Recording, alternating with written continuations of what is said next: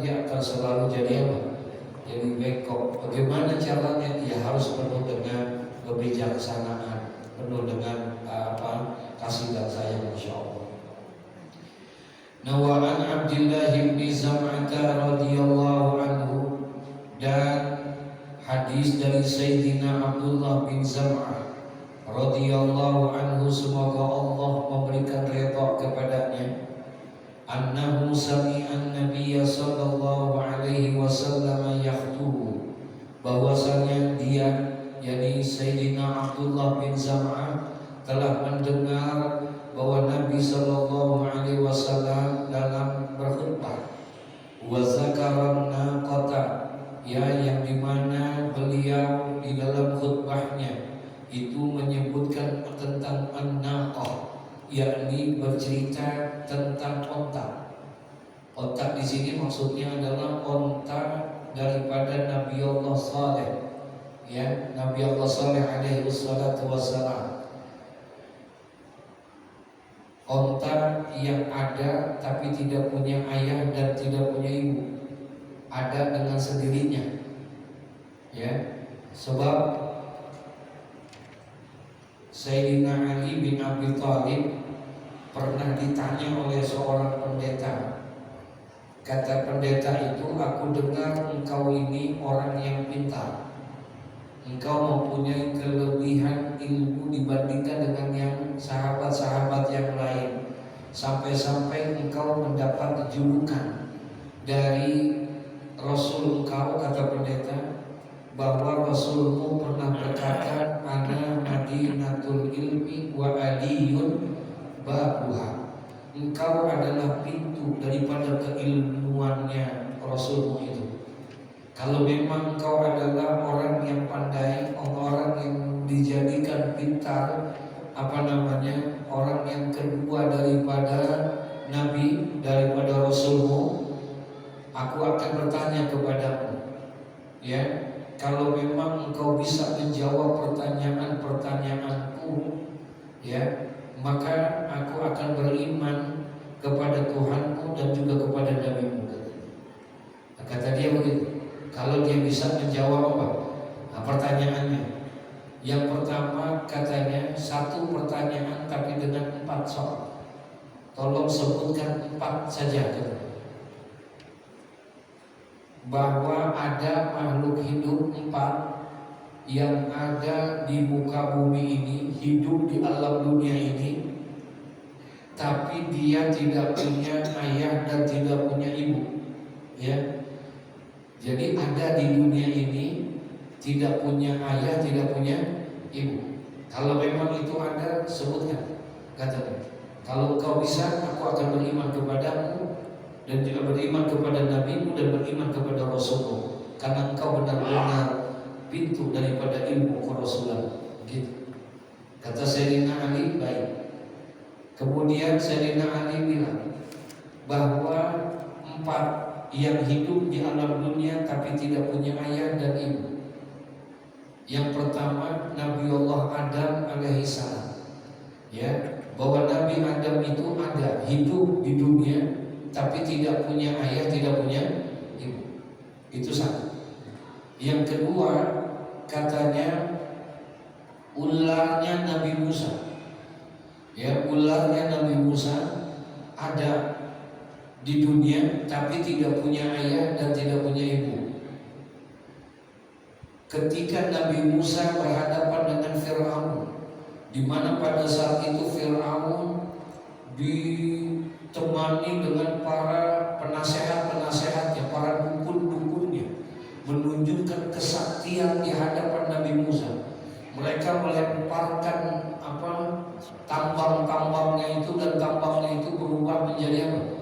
Menjadi ular-ular kecil. Nah, kemudian dengan izin Allah, Nabi Musa menunjukkan mukjizat yang Allah berikan kepadanya. Kemudian dilemparkanlah tongkat yang dipegang oleh Nabi Musa itu, dan kemudian tongkat itu berubah menjadi apa? Menjadi ular yang besar untuk membinasakan semuanya. Nah, jadi ular daripada Nabi Musa, dia ada tapi tidak ada apa? nggak ada ayah dan tidak ada ibunya, karena dia dari lemparan tongkatnya Nabi Musa. Yang ketiga yakni adalah dombanya Nabi Ismail. Ya, dombanya Nabi Ismail alaihissalam ketika Nabi Allah Ibrahim alaihissalam diperintahkan oleh Allah untuk menyembelih anaknya. Kemudian karena berdasarkan iman, walaupun berat, tapi itu dilakukan oleh Nabi Ibrahim alaihissalam. Padahal itu perintah-perintah yang luar biasa, ya, perintah yang sangat tidak mungkin dilakukan dengan akal sehat. Gak ada seorang ayah menyembelih anak kandungnya. Gak akan mungkin ada seorang ayah akan membunuh daripada darah dagingnya. Tapi Allah perintahkan kepada Nabi Ibrahim untuk menyembelih siapa? Ismail. Maka dilakukanlah itu dengan iman. Ya, tapi ketika pada saat itu disembelih, ternyata Allah rubah, ya, Nabi Ismail diganti dengan seekor apa? Domba. Ya, dengan seekor domba. Nah, itu domba ada. Domba itu hidup, tapi tidak punya ayah dan tidak punya ibu. Yang keempat, kata Sayyidina Ali adalah ini, an-naqah. Ya, ontaknya Nabi Saleh.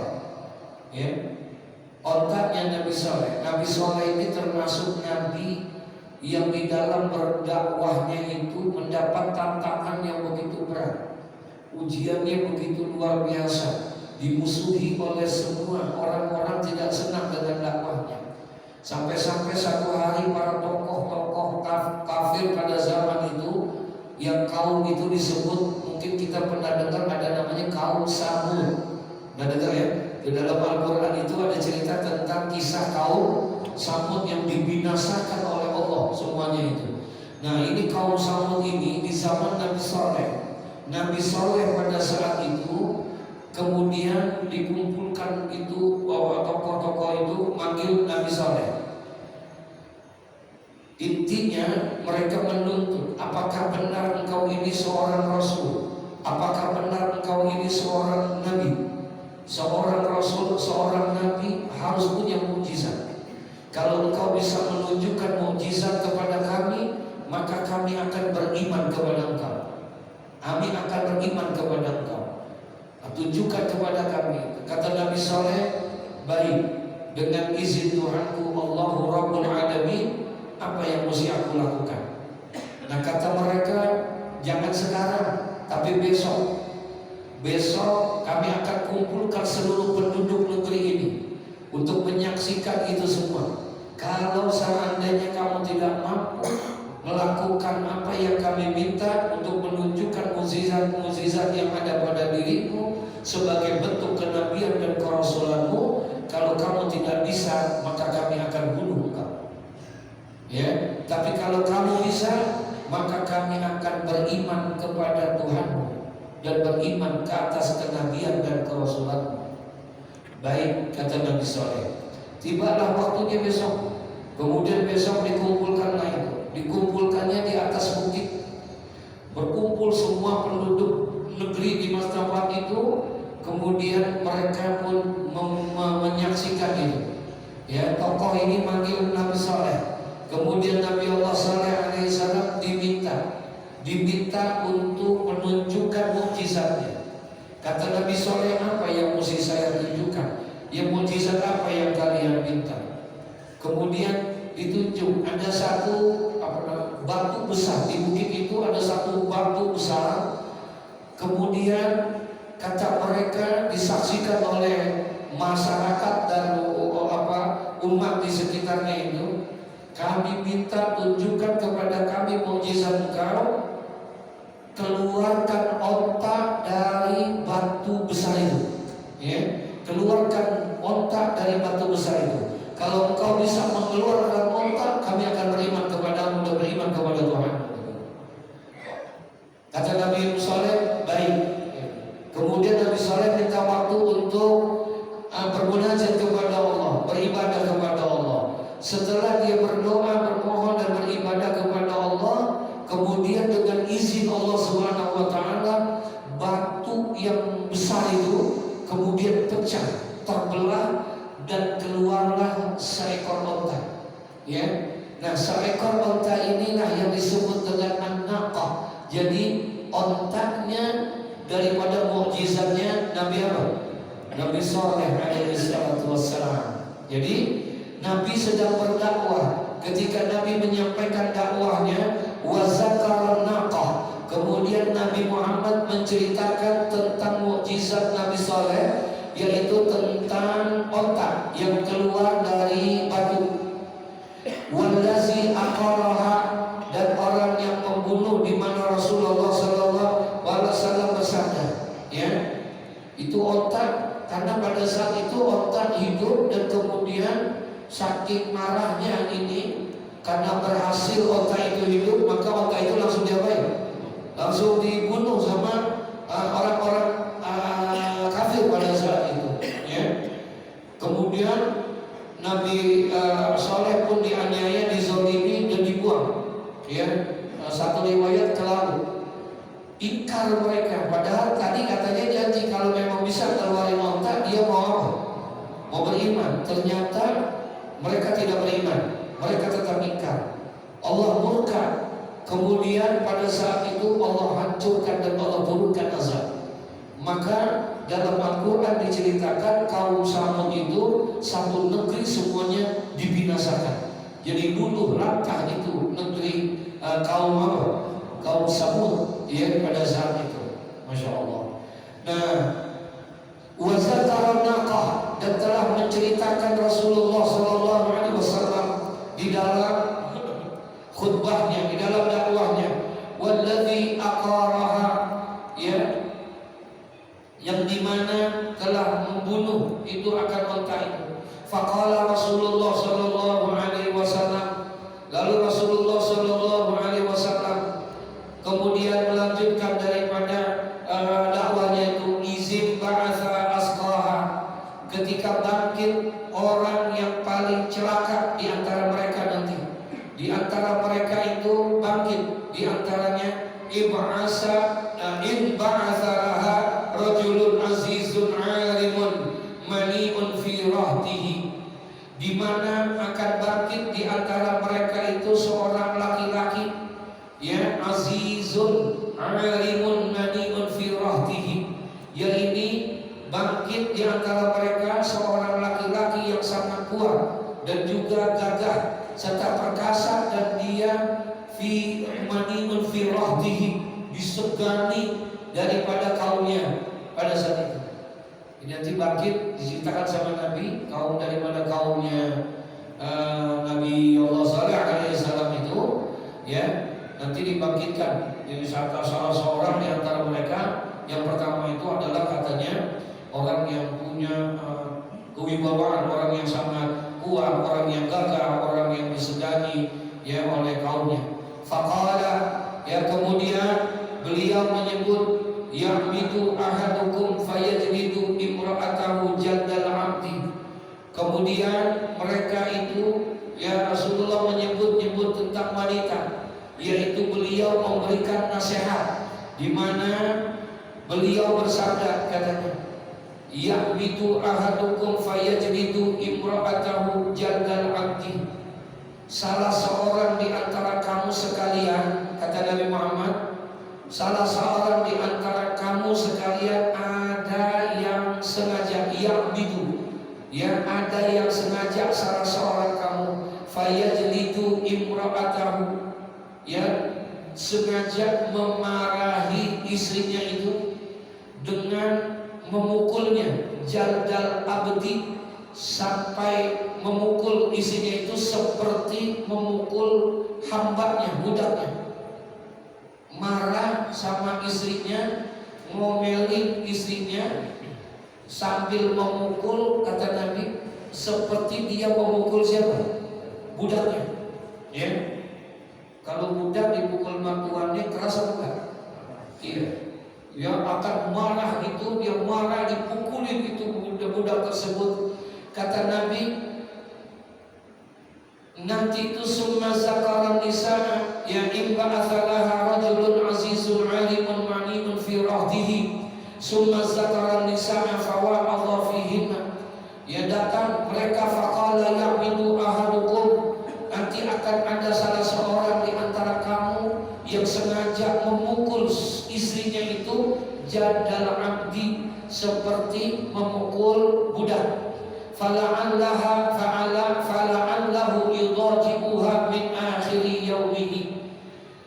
Ya kemudian kemungkinan setelah dia pukul tuh di siang hari, ya dia siang hari itu istrinya dipukuli, diomelin, dicaci maki, dikata-katai, artinya dimarahin. Bahkan mukulnya itu sampai seperti kayak memukul seorang apa? Budak. Fala'allahu yudaji'uha min akhiri yaumihi, tapi pada malam harinya ditidurin isinya. Paham gak maksudnya ini? Ya, tadi pagi habis diapain? Dia ngomelin, diinin semua segala macam. Tapi lagi cerita, masya Allah. Nah, kemudian pada malam harinya dia tidur bersama istrinya. Summa wa'adhahu fi dhahikihim. Jadi Nabi marah dengan hal yang seperti itu, bahwa nanti ada orang yang akan dibangkitkan yaumul qiyamah dalam keadaan hina, yaitu sebagaimana yang diceritakan tentang seorang laki-laki yang tangguh, yang perkasa, yang gagah di zaman Nabi Soleh, karena dia telah membunuh daripada unta yang pada mujizatnya Nabi Soleh. Diibaratkan oleh Nabi adalah sama tuh siksaan yang dialami oleh laki-laki yang gagah perkasa tadi di zamannya Nabi Soleh yang telah membunuh seekor apa? Ontanya itu diibaratkan seperti ada seorang suami yang marah kepada siapa? Kepada istrinya dengan marah yang berlebihan, tidak mampu mengontrol dirinya, sampai-sampai dia pukul istrinya sama seperti mukul budak, dicaci maki, dihina dan lain sebagainya. Pada biru dah tuh, pada bengok ke semuanya. Tapi malamnya ditidurin, ya malamnya ditidurin. Orang yang seperti itu jahatnya sama tuh, paham gak maksudnya? Sama tadi orang yang telah membunuh apa? Ontanya Nabi Allah Saleh alaihi salam, dia akan dibangkitkan nanti yaumul qiyamah dalam keadaan hina, ya dalam keadaan yang penuh dengan kehinaan, masya Allah. Summa wa'azahu fi dhahikihim. Kemudian beliau memberikan nasihat kepada para sahabatnya. Kenapa? Karena pada saat itu dia lihat ini ada sahabat tertawa, padahal Nabi lagi sedang menyampaikan apa? Lagi menyampaikan dakwahnya, ya, lagi menyampaikan dakwahnya, lagi bercerita tentang Nabi Soleh, bagaimana ada orang yang nanti dibangkitkan dalam kehinaan, padahal dia orang yang disegani, padahal dia punya kaum, dia wajah, tapi karena dia telah melakukan mengingkari perjanjiannya sebelumnya dan dia bunuh itu otaknya Nabi Soleh, maka nanti dibangkitkan dalam keadaan hina. Kemudian Nabi bercerita, nanti pun ada yang seperti itu dibangkitkan dalam keadaan hina, yaitu seorang suami yang marah kepada seorang istrinya dengan marah yang terlalu berlebihan, memukul dengan pukulan-pukulan yang luar biasa, dicaci maki dengan kata-kata yang ini. Nanti ketika dia dibangkitkan pun juga dibangkitkan dalam keadaan apa? Hina, sehina-hinanya. Dia Nabi lihat di situ ada sahabat sedang tertawa di beberapa orang. Lagi dakwah, ada yang lagi ngapain? Lagi tertawa-tawa gitu. Ya, enggak semua, sebahagian lagi tertawa. Summa wa'adhahu, kemudian Nabi memberikan nasihat kepada orang yang tertawa itu. Kenapa mereka tertawa? Ternyata fi dhahikihim, di dalam tertawaannya mereka itu minad darbati, ada yang kentut. Paham tuh? Ada sahabat salah satu ada yang kentut. Ini kalau ada yang kentut, ada yang ketawa kira-kira. Halo? Lagi ngaji begini tiba-tiba lagi dakwah di Nabi, ada yang apa? Ada yang kentutnya malu-malu, jadi nggak kenceng banget gitu. Ya, sumber kedengaran di segitu dia gitu doang. Nah, kemudian ketawa nih, Nabi lihat itu. Kemudian pada ketawa, Nabi nasihati, Nabi bilangin, kalau bahasa kita kenapa ente ketawa? Paham maksudnya itu? Dia bilang ada yang apa? Maaf, ini ya Rasulullah, bukannya nggak memperhatikan. Ada yang ini sebelah saya ini ada yang apa? Iya, ada yang kentut katanya. Kemudian waqala, kemudian Nabi bilang, apa kata Nabi Muhammad? Lima yadhaku ahadukum mimma yaf'al. Ya, kenapa engkau tertawa? Kenapa kalian salah seorang di antara kamu sekalian yang tertawa? Ahadukum mimma yaf'al. Padahal sesuatu itu bisa aja terjadi sama engkau. Paham kamu maksudnya? Gara-gara ketawa malah aja gara-gara kentut semuanya apa? Pada ketawa, kenapa lu mesti ketawain? Kan itu juga bisa keluar juga dari lu, gitu kasarnya. Jadi hal itu sebetulnya nggak perlu diapain, diketawain, ya masa. Jadi intinya sih berkaitan dengan bab ini, hadis ini Nabi sebetulnya mau menyampaikan nanti yaumul kiamat ketika dia dibangkitkan dari alam kubur, ada di antara kamu sekalian, kata Rasulullah, nanti ada orang-orang yang dibangkitkan dalam keadaan hina, dalam keadaan yang memprihatinkan sekali, sebagaimana hinanya digambarkan di zaman Nabi Saleh. Siapa? Yaitu apabila ada salah seorang di antara kamu yang marah kepada siapa? Kepada istri, dan marahnya terlalu berlebihan. Ya, habis dari semua, dicaci maki, dikata-katai dan lain sebagainya. Bahkan sampai dipukul dengan pukulan yang sama dengan memukul seorang budak. Ya, nanti orang yang seperti itu akan mendapatkan kehinaan sebagaimana kehinaan yang tadi. Ya, artinya Rasulullah berpesan jangan lakukan hal yang seperti itu. Paham maksudnya itu? Jangan kita lakukan hal yang seperti itu. Kalau seandainya memang perlu, summa wa'adhahum fi dhahikihim minad dardah. Ya, jadi Nabi menasihati mereka, jangan kau lakukan hal yang seperti itu, karena nanti kamu akan dibangkitkan hina sebagaimana hinanya orang tadi yang aku ceritakan itu. Ya, sabar. Kalau memang kamu mau nasihatin kepada itu, jangan sampai engkau lakukan dengan kekerasan seperti kerasnya yang tadi. Paham maksud itu? Ya, insyaallah. Wa an Abi Hurairah radhiyallahu anhu qala Rasulullah sallallahu alaihi wasallam, la yafraq mu'minun mu'minatan in kariha minha khuluqan radiya minha akhar aw qala ghairah, rawahu Muslim. Dan hadis selanjutnya, yakni hadis yang diriwayatkan oleh Imam Muslim, didapatkan ini hadis dari Sayyidina Abi Hurairah radhiyallahu anhu.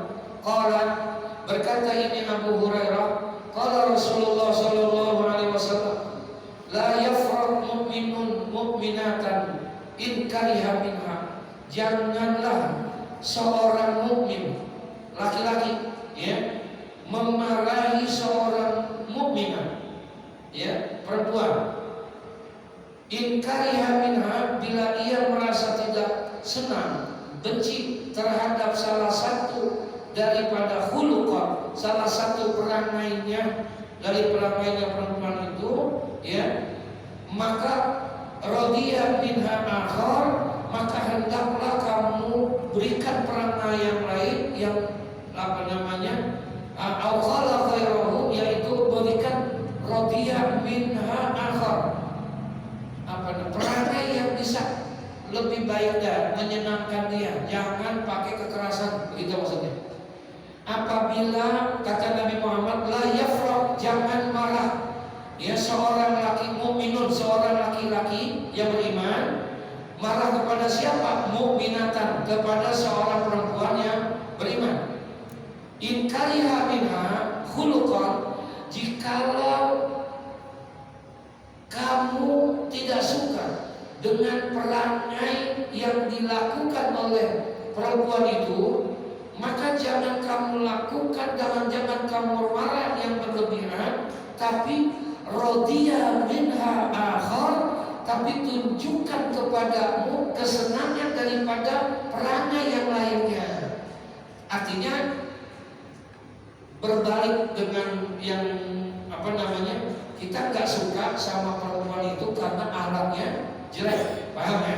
Maka kamu harusnya jangan tunjukkan dengan yang jelek juga untuk memberikan nasihatnya kepada dia. Tapi bagaimana? Rodiya minha akhar, tunjukkan kepada kamu perangai yang kebalikannya. Ya, kalau kebalikannya berarti yang baik apa yang jelek? Yang baik. Tunjukkan dengan kebaikan supaya perempuan mukminat itu, ini makanya disebutnya mukminat. Ya, kalau mukminat berarti bukan muslimah. Ya, bukan hanya muslimah, tapi mukminat. Kalau muslimah belum tentu mukminat. Ya, perempuan yang Islam belum tentu perempuan itu beriman. Ya, tapi kalau perempuan yang beriman, insya Allah sudah pasti berislam, paham ya? Berarti kalau dia perempuan mukminah, itu perempuan baik atau jelek? Baik atau jelek? Baik, karena dia mukminah.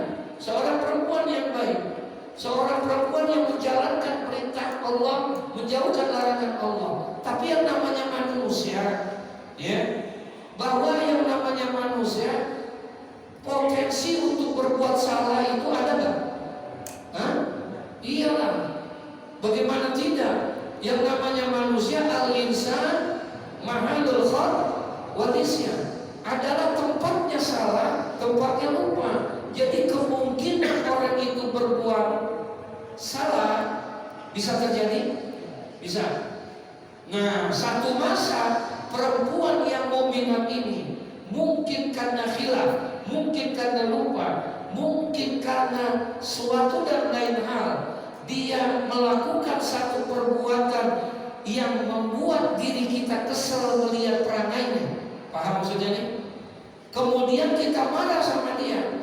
Jangan marahnya sebagaimana bencinya kita sama perbuatan itu, tapi lakukanlah rodiya minha akhar, tunjukkan dengan akhlak yang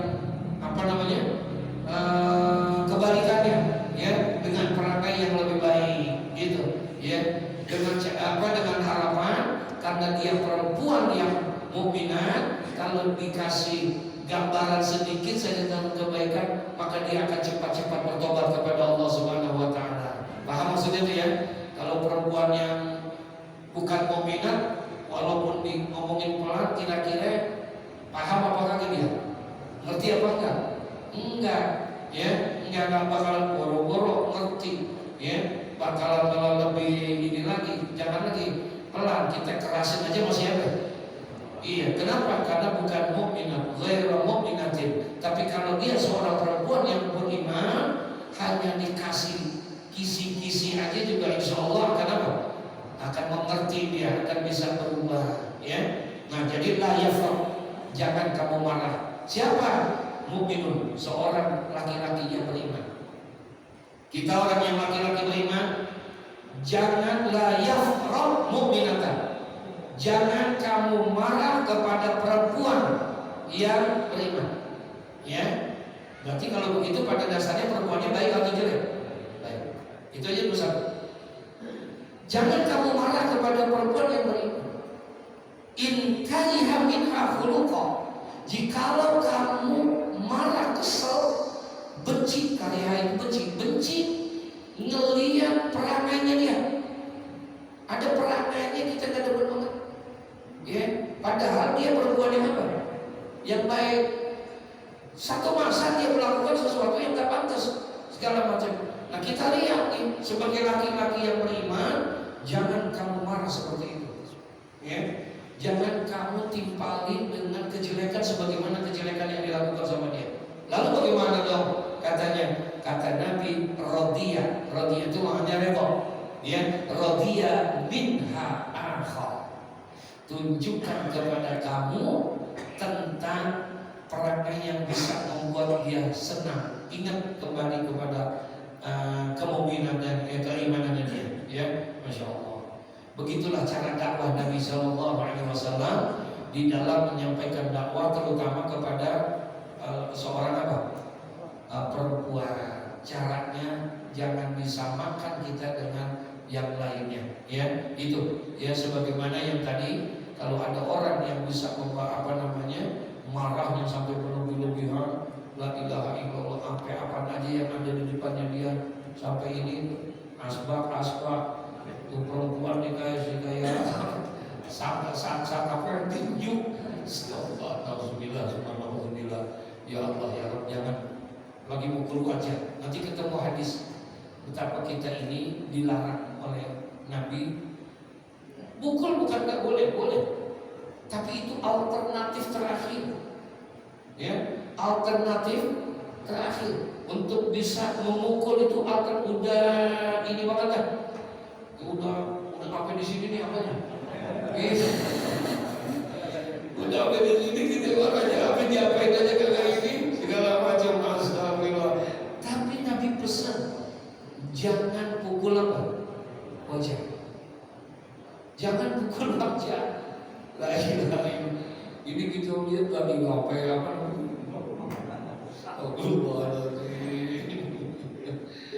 Ada saya lihat di TikTok, ada istri disuapin karena pada biru itu disuapin, nggak dilihatin dia yang apa namanya, dia nyuapin, ayo makan, enggak itu udah nggak bisa ngomong karena udah pada ngomong gitu aja, ditunjuk ke situ, nggak taunya ini ke suaminya.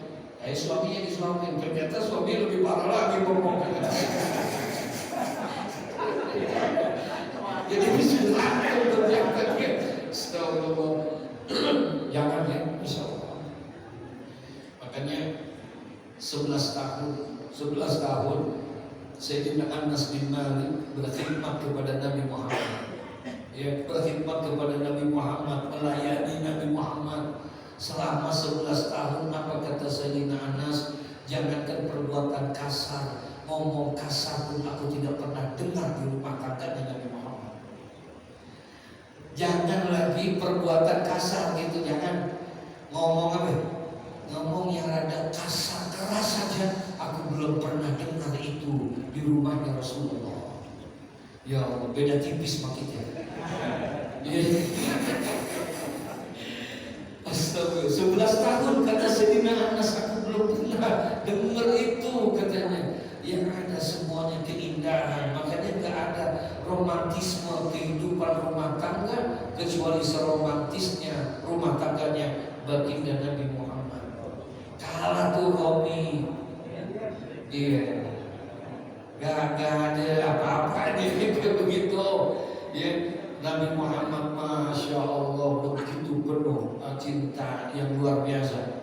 Nah itu makanya kalau pengen rumah tangga, kan katanya supaya rumah tangga yang sakinah, terus apa lagi? Mawaddah warahmah. Kemarin saya ceramah perkawinan putri seorang jenderal Lana. Dia minta benar untuk ini kan supaya rumah tangganya sakinah, mawaddah warahmah. Ya, di antara sekian itu saya bilang, itu semua harapan pengennya begitu, pengen sakinah, mawaddah. Syarat untuk bisa sakinah itu apa? Sakinah itu tenang, ya, tenang, damai, tentram. Untuk bisa menciptakan rumah tangga yang tenang, damai, tentram, syaratnya dua. Yang pertama harus ada mawaddah. Ini yang pertama. Untuk bisa menciptakan rumah tangga yang sakinah, dia harus ada yang namanya apa? Mawaddah. Apa itu mawaddah? Mawaddah itu love. Apa? Iya. Itu mawaddah, mesti ada cinta.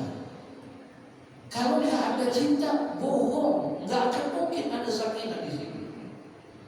Bagaimana bisa ada ketenangan, kedamaian, ketentraman? Kalau istri nggak mencintai suami, suami nggak mencintai istri, maka harus dihimpunkan yang namanya mawaddah. Dan itu dicontohkan oleh Nabi Muhammad. Untuk bisa menciptakan cinta di dalam rumah tangga itu, ternyata nggak mesti harus dengan apa? Materi. Cinta itu bukan di materi, tapi cinta itu adanya di hati. Kalau dengan materi, maka dia akan gampang hilang. Gampang hilang. Benar sih kalau kita kasih materi, biar istri kita demen sama kita kasih materi, kira-kira senang gak? Iya. Kita beliin aja seminggu, setiap seminggu sekali 25 gram aja. Kira-kira bini kita demen gak? Hah? Demen gak? Oh, aduh, Masya Allah, ya Allah, hatiku untukmu bang. Begitu kan? Udah luar biasa. Ya Allah, minggu depan kasih lagi 25 gram. Wah, tambah cinta, tambah sayang. Lah, pulang kerja, patu kita dibukain udah. Semua segala macam udah cakep banget itu. Minggu ketiga kita kasih lagi, kira-kira tambah sebentar. Tapi kemungkinan minggu keempat setelah kita. Ya astagfirullah. Jadi jangan kau ciptakan itu dengan materi, jangan. Lihat Nabi. Makanya kenapa sih dijadikan simbol sebagai bentuk keteladanan, laqad kana lakum fi rasulillahi uswatun. Itu simbol keteladanan siapapun kita untuk jadi apapun. Dia Nabi. Mau jadi pedagang kayak Nabi, mau jadi guru kayak Nabi, mau jadi panglima perang segala.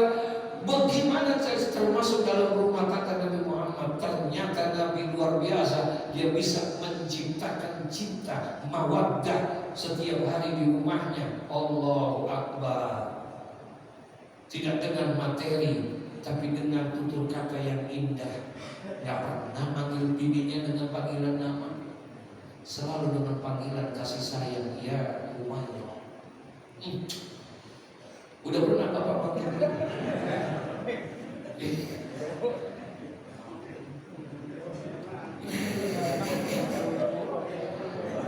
Ya, ntar pulang coba. Pulang ngaji ntar ngomong gitu panggil. Kata bini kita, habis kesambut di mana Pak? Tumben. Kita gak bisa tuh Nabi begitu. Makanya cintanya selalu tumbuh. Bayangin, jangan lagi berpisah sampai 2-3 jam. Sesaat saja Aisyah kalau gak ketemu Rasulullah, rindunya luar biasa, kangennya luar biasa. Apalagi kalau sampai berhari-hari. La ilaha illallah. Itu kangennya bukan main. Beda sama bini kita.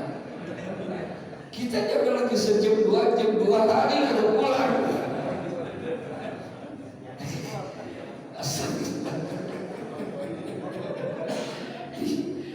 Sampai pernah tuh Siti Aisyah saking ininya ya, Nabi izin minta perang dah. Kira-kira seminggu baru selesai pulang. Itu gelisahnya luar biasa Aisyah, kangennya luar biasa. Pas sudah minggu bunyi genderan perang, bahwa rombongan Nabi udah pada apa? Pulang. Aisyah girangnya bukan main itu. Dia intip dari jendela, gila. Akhirnya Nabi pun pulang. Ketika Nabi pulang, udah dilayani datu Nabi, dibukain baju, dilapin dan lain sebagainya. Kemudian dia langsung bikinin kopi. disiapin lah tuh kopi sama Aisyah. Minumlah itu Nabi. Nabi minum tuh kopinya. Udah senang ini siapa namanya? Istrinya itu lihat Nabi senang minum kopi, semangat gitu minumnya penuh kayak orang lagi harum. Nah, udah setengah diperhatiin lagi Mbak Aisyah. Waduh, habis nih. Gitu. Biasanya Rasulullah kalau minum setengah dikasih Aisyah, nggak pernah diapain? Dia habis. Kalau kita pernah begitu nggak?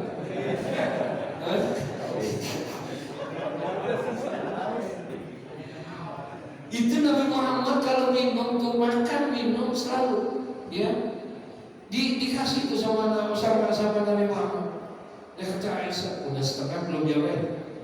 Belum. Dah, Nabi ngobrol lagi, minum lagi Nabi. Dilihatin lagi di gelasnya Aisyah, tinggal seperempat. Ya habis Nabi. Nabi lupa kali ini. Dan akhirnya memberanikan diri Aisyah. Maaf ya Rasulullah, maaf kata. Saya kan biasanya kalau engkau minum, engkau makan, kalau setengah, udah setengah selalu sisakan untuk aku. Ya, kami saya lihat mungkin kamu haus pulang, udah setengah kamu masih minum aja. Saya tinggal seperempat. Apakah engkau tidak membalikan aku? Katanya. Saya takut habis, nggak ada bekas darimu. Masya Allah. Ya udah tinggal seperempat, berarti banyak nggak? Udah tinggal dikit begitu, belum nggak dikasih langsung kepada Aisyah, tapi diminum lah gimana? Berarti tambah apa? Iya tambah mau habis dikit, udah tinggal dikit banget baru dikasih. Nah dikasih Aisyah, Masya Allah. Kemudian makasih, udah walaupun sedikit senang Aisyah, diminumlah sama Aisyah, Masya Allah. Untuk agak muntah, ternyata asin. Aisyah saking girangnya lakinya pulang, bikin kopi buru-buru, bukan pakai gula, pakai garam. Siti Aisyah bikin kopi buru-buru, saking apanya tuh? Saking kangennya ketemu, sampai lupa bikin kopi bukan pakai gula. Ya Allah, pakai bikin apa? Itu akhlaknya Nabi Muhammad tuh. Diminum, dia pengen nyenengin bininya. Yang udah begitu perhatian, capek-capek bikinin kopi buat dia, ini itu dan lain sebagainya. Enggak, dia gak tunjukin marahnya dia. Dia gak tunjukin tuh pesannya dia. La haula wala quwata. Itu akhlaknya baginda Nabi Muhammad. Allahu Akbar. Saya gak bisa bayangin kalau kita terjadi sama kita itu. Bener, wallahi saya gak bisa bayangin. Iya, la ilaha illallah. Pulang kerja dari kantor. Di kantor kebetulan diomelin sama bos. Habis diterima maki-maki sama bos kita, habis diomelin. Pulang naik motor sampai kesel, kita habis diomelin. Ditilang sama polisi. Ditilang sama polisi. La ilaha illallah. Sampai rumah dibikinin kopi pakai begitu tuh garam. Kira-kira bini kita apa itu? Astagfirullahaladzim.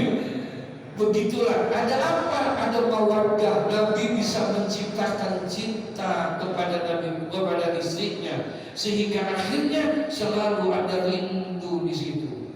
Ya Allah, rindu itu berat, bro. Ya, selalu ada rindu katanya. Allah, dari sisi panggilan, dari sisi tutur kata, jadi bisa menciptakan. Mau sakinah, hidupkan cinta di dalam rumah tangga kita. Dengan apa? Dengan tingkah laku kita, dengan perbuatan kita, dengan tutur kata kita. Ya Allah, kalau manggil tadi itu ya Umairah. Mungkin kalau dulu Nabi tahu Beb dipanggil Beb. Iya mungkin gitu. Itu kan panggilan kesayangan, betul ya? Iya, kesana, Masya Allah. Yang kedua, untuk bisa sakinah bukan hanya mawaddah, tapi harus ada apa? Warahmah, cinta dan kasih sayang.